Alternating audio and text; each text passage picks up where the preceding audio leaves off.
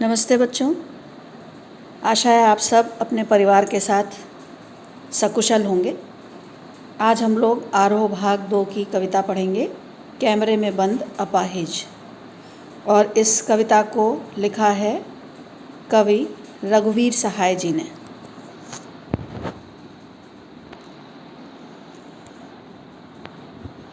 संक्षिप्त परिचय देख लेते हैं कवि का।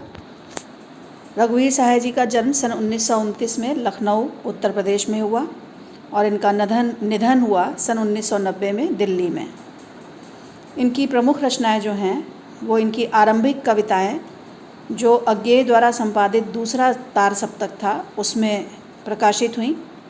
तार सप्तक के बारे में थोड़ी जानकारी आप अवश्य रखें। अज्ञेय द्वारा तार सप्तक का प्रकाशन किया गया। सप्तक अर्थात 7 कवियों की रचनाओं का संग्रह। पहला तार सप्तक सन 1943 में हुआ और दूसरे तार सप्तक का प्रकाशन सन 1951 में हुआ और इसी में रघुवीर सहाय जी की आरंभिक कविताएं भी थीं।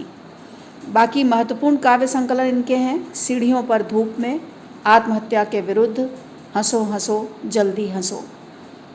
चूँकि ये पत्रकारिता से जुड़े हुए थे इसलिए ऑल इंडिया रेडियो के हिंदी समाचार विभाग से संबद्ध रहे। हैदराबाद से निकलने वाली पत्रिका कल्पना और बाद में दैनिक नव भारत टाइम्स तथा दिनमान से भी संबंधित रहे।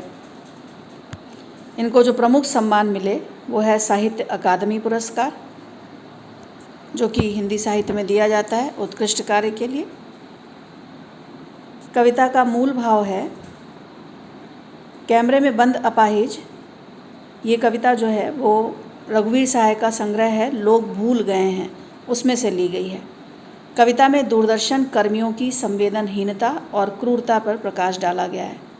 प्रायः मीडिया में कार्यक्रम को आकर्षक और बिकाऊ बनाने के लिए मानवीय दुख दर्द को खोल कर दिखाया जाता है, खास तौर से बढ़ा चढ़ा कर दिखाया जाता है। अपाहिजों को कैमरे के सामने लाकर उनसे बड़े क्रूर प्रश्न पूछे जाते हैं। उनके सोए हुए दर्द को जानबूझकर ताज़ा किया जाता है। मीडिया की कोशिश होती है कि अपाहिज व्यक्ति अपने दर्द से और दर्शक करुणा से रो पड़ें। इस प्रकार उनका कार्यक्रम रोचक बन जाता है। कवि ने मीडिया की इस व्यावसायिक क्रूरता पर गहरा कटाक्ष किया है। इस कविता के माध्यम से कवि ने टेलीविज़न स्टूडियो के अंदर की वास्तविकता को दर्शाने का प्रयास किया है। यह कविता केवल मीडिया ही नहीं बल्कि हर ऐसे व्यक्ति की ओर इशारा करती है जो दुख, दर्द, यातना, वेदना को बेचना चाहता है। अर्थात वास्तव में जो व्यक्ति उसके प्रति संवेदनशील नहीं होता, केवल उसको माध्यम बनाकर वो अपनी प्रशंसा या प्रशस्ति या व्यावसायिक लाभ कमाना चाहता है। कविता है हम दूरदर्शन पर बोलेंगे, हम समर्थ शक्तिवान, हम एक दुर्बल को लाएंगे एक बंद कमरे में। उससे पूछेंगे तो क्या आप अपाहिज हैं? तो आप क्यों अपाहिज हैं? आपका अपाहिजपन तो दुख देता होगा, देता है। कैमरा दिखाओ इसे बड़ा बड़ा। हाँ तो बताइए आपका दुख क्या है? जल्दी बताइए, बहुत दुख बताइए। बता नहीं पाएगा। सोचिए, बताइए आपको अपाहिज होकर कैसा लगता है? कैसा यानी कैसा लगता है? हम खुद इशारे से बताएंगे कि क्या ऐसा। कवि मीडिया पर कटाक्ष करते हुए कहता है कि मीडियाकर्मी स्वयं को समर्थ और शक्तिशाली बताते हुए एक दुर्बल को स्टूडियो में साक्षात्कार के लिए लाएंगे। उससे अटपटे प्रश्न जैसे कि आप क्या अपाहिज हैं, आप क्यों अपाहिज हैं, आपका दुख क्या है आदि पूछेंगे। अर्थात उसकी दिव्यांगता दिखने पर भी उसकी कमी का एहसास कराएंगे। साथ ही कैमरामैन को उसकी अपंगता को बड़ा करके दिखाने का संकेत भी देंगे। बार बार मीडियाकर्मी उसे संकेत देगा कि आपको अपाहिज होकर कैसा लगता है, लेकिन वह व्यक्ति मीडियाकर्मी की अपेक्षानुसार उत्तर नहीं देगा। संकेत यह है कि मीडियाकर्मी जैसा चाहते हैं वैसा उत्तर ही वो व्यक्ति से चाहते हैं और उसके लिए वो कई तरह से संकेत भी देते हैं ताकि उनकी इच्छा अनुसार उत्तर उन्हें प्राप्त हो जाए। लेकिन जो दिव्यांग है वो चूँकि उसका आदी होता है वो उसको उस तरह से नहीं लेता और शायद वो इसीलिए उसका उत्तर नहीं दे पाता। शिल्प सौंदर्य खड़ी बोली में लिखी गई है कविता, मुक्त छंद में है। व्यंजना शब्द शक्ति है। व्यंजना शब्द शक्ति, क्योंकि इसके माध्यम से हमने एक बहुत बड़े समुदाय पर कहीं ना कहीं व्यंग भी किया है। सार्थक बिंब योजना है और प्रश्न अलंकार का प्रयोग किया गया है। कविता में आगे है, सोचिए, बताइए, थोड़ी कोशिश करिए, यह अवसर खो देंगे। आप जानते हैं कि कार्यक्रम रोचक बनाने के वास्ते हम पूछ पूछ कर उसको रुला देंगे। इंतज़ार करते हैं आप भी उसके रो पड़ने का, करते हैं? यह प्रश्न पूछा नहीं जाएगा। फिर हम पर्दे पर दिखलाएंगे फूली हुई आँख की एक बड़ी तस्वीर, बहुत बड़ी तस्वीर, और उसके होठों पर एक कसमसाहट भी। आशा है आप उसे उसकी अपंगता की पीड़ा मानेंगे। साक्षात्कार लेने वाला व्यक्ति उस दिव्यांग व्यक्ति को बार बार प्रयास करने को कहता है कि वह अपनी पीड़ा बताए, अर्थात जैसा साक्षात्कारकर्ता के मन में है वो चाहता है कि वही उत्तर वो व्यक्ति दे दे। कवि का संकेत है कि व्यक्ति अपने दुख को बताने का यह अवसर खो देगा। कवि ने स्पष्ट किया है कि किसी भी कार्यक्रम की सफलता दर्शकों के भावुक होने पर निर्भर करती है और दर्शक भी उस चरम क्षण की प्रतीक्षा करते हैं। अतः व्यक्ति के ना रोने पर भी पर्दे पर रोने से फूली हुई आँख और दुख व भाव विह्वलता के कारण कसमसाते हुए होठों को दिखाकर यह जताने की कोशिश की जाएगी कि वह व्यक्ति अपनी अपंगता के कारण बहुत दुखी है और दुख के अतिरेक के कारण बोल नहीं पा रहा है। शिल्प सौंदर्य कविता खड़ी बोली और मुक्त छंद में लिखी गई है। व्यंजना शब्द शक्ति है। भाषा में लाक्षणिकता का प्रयोग है। मीडिया पर व्यंग किया गया है और कोष्ठकों के प्रयोग से कथ्य का स्पष्टीकरण और अधिक हो रहा है। कविता की आगे पंक्तियां हैं, एक और कोशिश, दर्शक धीरज रखिए, देखिए हमें दोनों एक संग रुलाने हैं, आप और वह दोनों। कैमरा बस करो, नहीं हुआ रहने दो, पर्दे पर वक्त की कीमत है। अब मुस्कुराएंगे हम, आप देख रहे थे सामाजिक उद्देश्य से युक्त कार्यक्रम, बस थोड़ी ही कसर रह गई। धन्यवाद। कार्यक्रम संचालक दर्शकों को धीरज रखने को कहता है और अपाहिज व्यक्ति व दर्शकों को एक साथ रुलाने की पुनः कोशिश करता है, लेकिन इस बार भी असफल होने पर वह कैमरामैन को शूटिंग बंद करने को कहता है।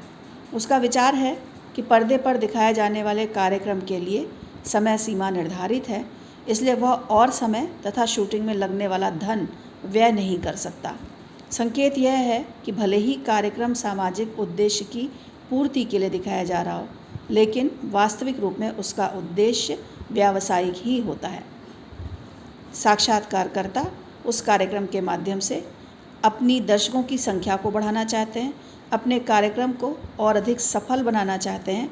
वास्तव में किसी भी व्यक्ति के दुख सुख से उनको कुछ भी लेना देना नहीं है। अंत में कार्यक्रम संचालक मुस्कुराते हुए कार्यक्रम की समाप्ति की घोषणा करता है और स्वीकार करता है कि बस थोड़ी कसर रह गई, अर्थात वह अपाहिज व्यक्ति और दर्शकों को एक साथ रुला नहीं पाया।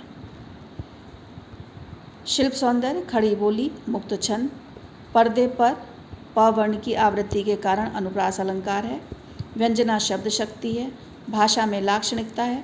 मीडिया पर व्यंग किया गया है और कोष्ठकों के प्रयोग से कथ्य का स्पष्टीकरण और अधिक आसान हो गया है और ये नई कविता का एक अच्छा नमूना है।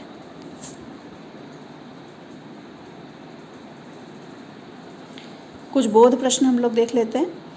कैमरे में बंद अपाहिज कविता का संदेश अपने शब्दों में लिखिए।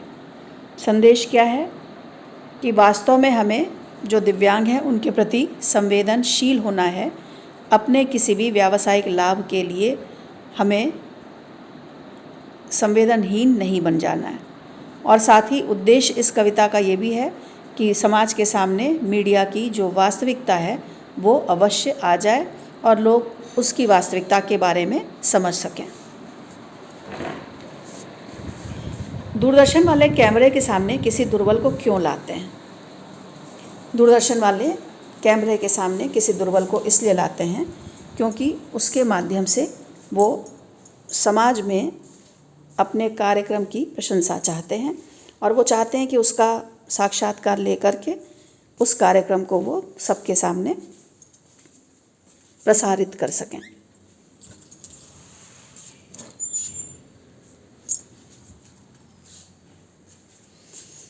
दर्शक अपाहिज को कैमरे पर देखकर किस बात की प्रतीक्षा करते हैं? दर्शक अपाहिज को कैमरे पर देखकर इस बात की प्रतीक्षा करते हैं कि जो अपाहिज व्यक्ति है वो अपने दुख के कारण दुखी होकर के रोने लगे, अर्थात वो इस बात को प्रदर्शित करे कि वो वास्तव में अपाहिज होकर बहुत अधिक दुख का अनुभव करता है। अपाहिज बार बार पूछे जाने पर भी अपने दुख के बारे में क्यों नहीं बताता?